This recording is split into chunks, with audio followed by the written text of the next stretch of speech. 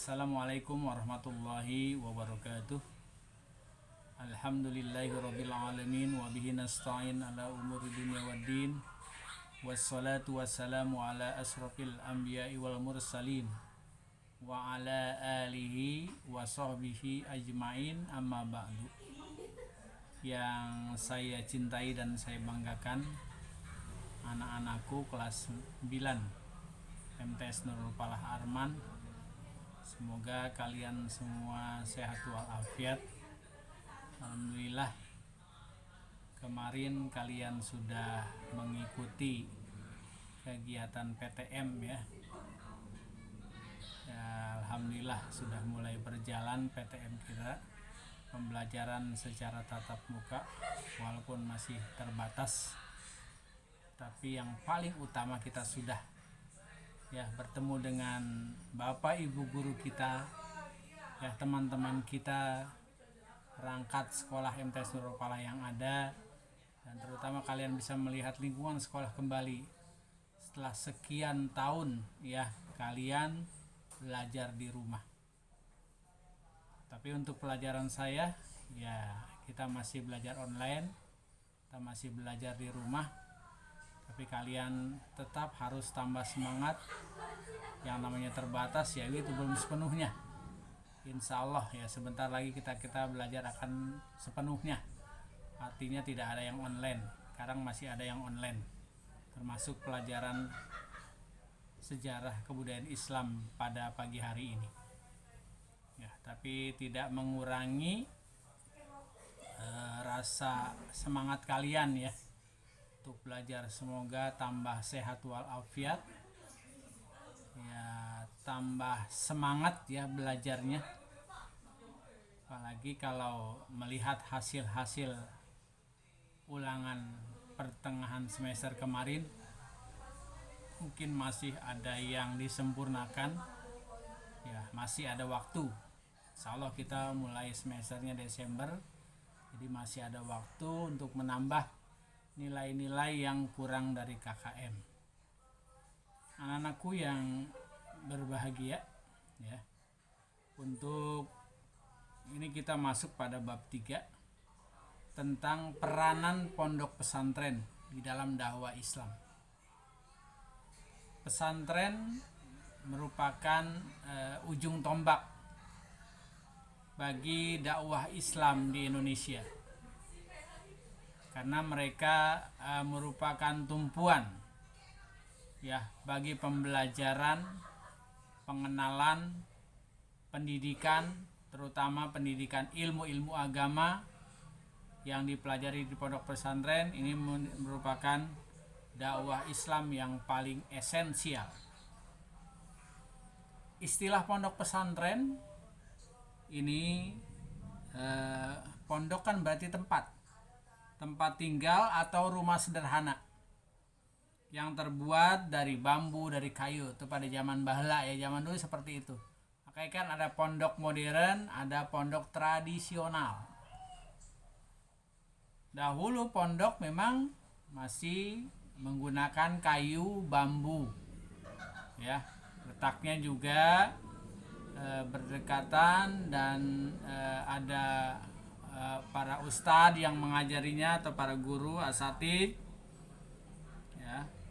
Pondok itu berasal dari bahasa Arab, namanya dulu funduk, yang berarti asrama. Kosakatanya cantrik, bermakna siswa atau peserta didik.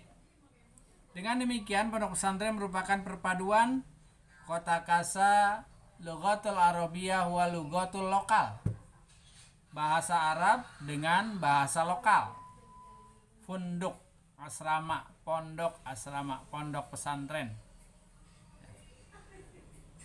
Kemudian istilah pondok pesantren adalah sebuah lembaga pendidikan peserta tinggal di tempat atau di pondok selama 24 jam, yang gak boleh pulang, tinggal di asrama. Itu yang namanya pondok pesantren. Peserta yang tinggal di sana namanya santri. Kemudian di pondok pesantren ada tokoh yang disegani, yang dikagumi, yang memang mengajarkan agama, pada anak-anak didik, namanya kiai, ulama, ya, yang mengajarkan ilmu pengetahuan agama, terutama kitab-kitab tradisional atau kitab kuning, ya, kitab-kitab yang gundul, yang nggak ada harokatnya. Sedangkan pesertanya para santri yang belajar tidak pulang, tinggal di tempat atau mondok. Istilah pondok pesantren paling populer ada di Pulau Jawa. Sedangkan daerah lain seperti di Aceh, Daya, Rangkang atau Manuasa disebutnya, ya. Di Minangkabau disebut dengan surau. Jadi di masing-masing daerah berbeda-beda namanya. Kalau pondok pesantren memang terkenal namanya ada di Pulau Jawa. Termasuk saya pernah mengalami pondok pesantren. Jadi sangatlah elegan, ya, sangatlah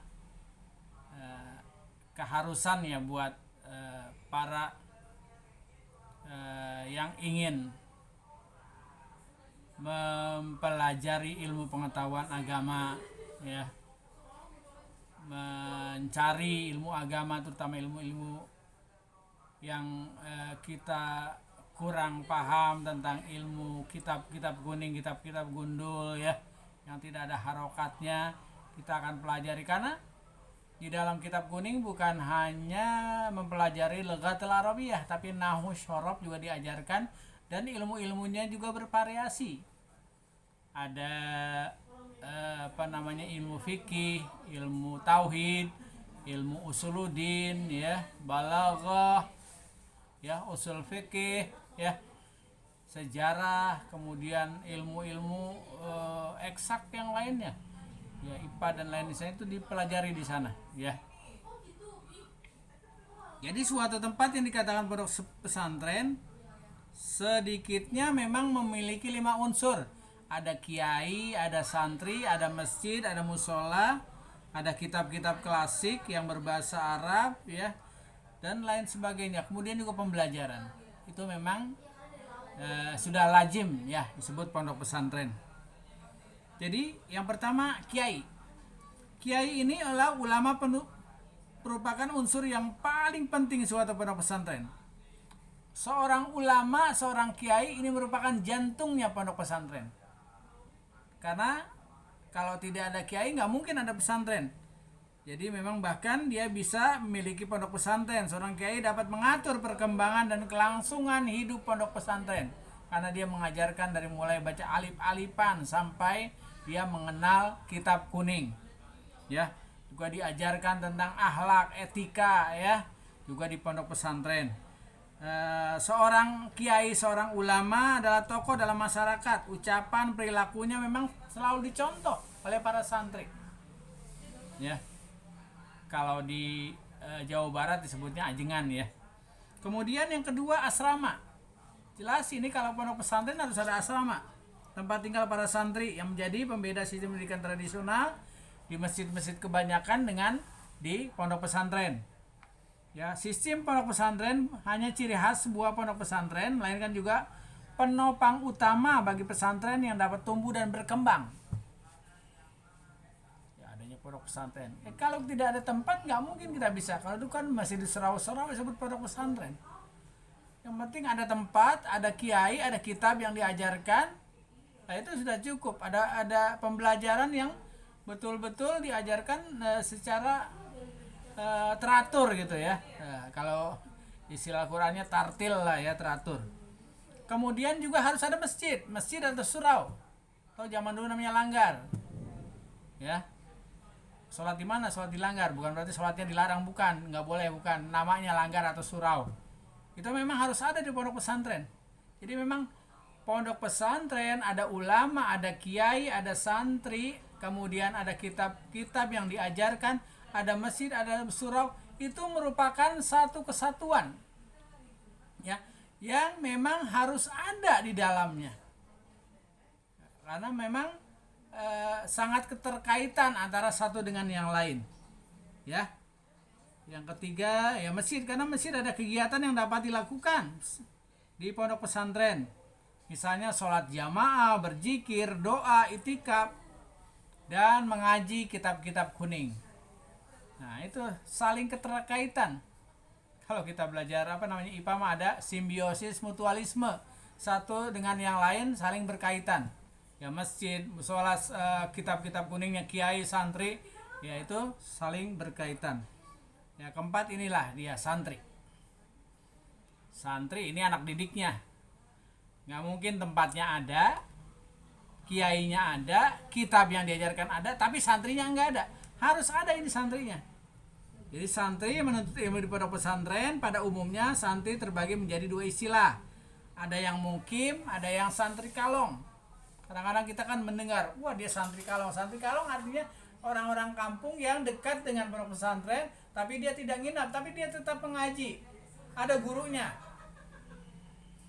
Itu memang kalau kita belajar menuntut ilmu harus dengan gurunya. Jangan kita belajar tidak dengan gurunya, apalagi zaman sekarang ini.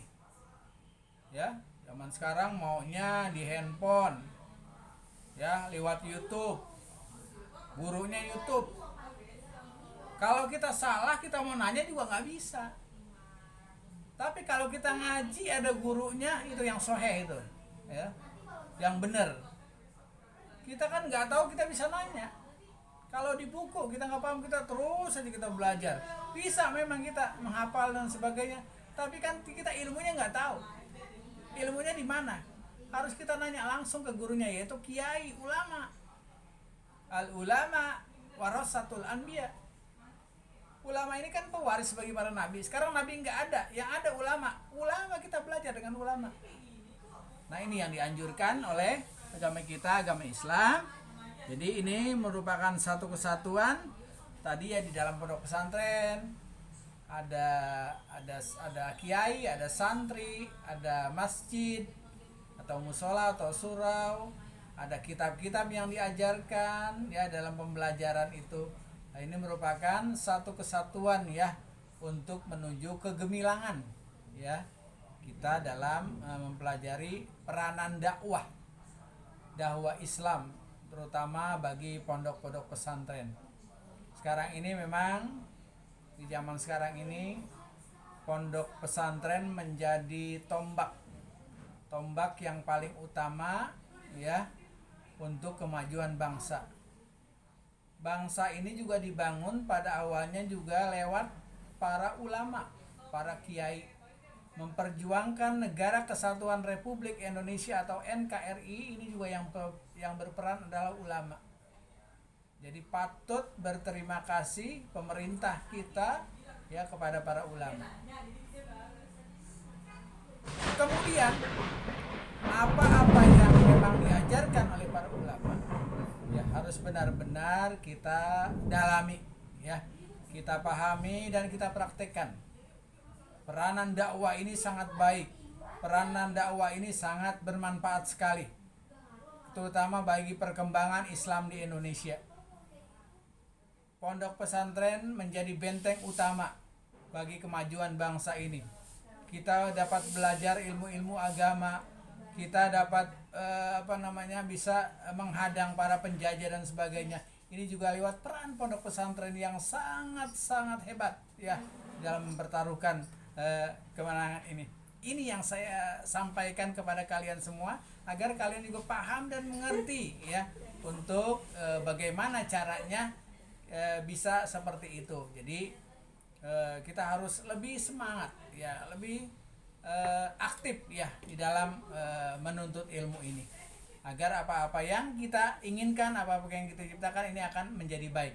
Itu saja yang saya sampaikan. Mudah-mudahan kalian menjadi santri-santri yang hebat, apalagi kemarin ini sudah menjadi hari santri ya, dan sudah ditetapkan oleh pemerintah. Mudah-mudahan kita menjadi penerus ya bagi warasatul anbiya. Ini saja yang saya sampaikan, mudah-mudahan bermanfaat ya. Semangat belajarnya, mudah-mudahan di awal kita nanti PTM kita terus tetap memperhatikan protokol kesehatan, dan kita mudah-mudahan bisa belajar tatap muka secara keseluruhan. Itu saja, saya mohon maaf. Billahi taufik wal hidayah. Assalamualaikum warahmatullahi wabarakatuh.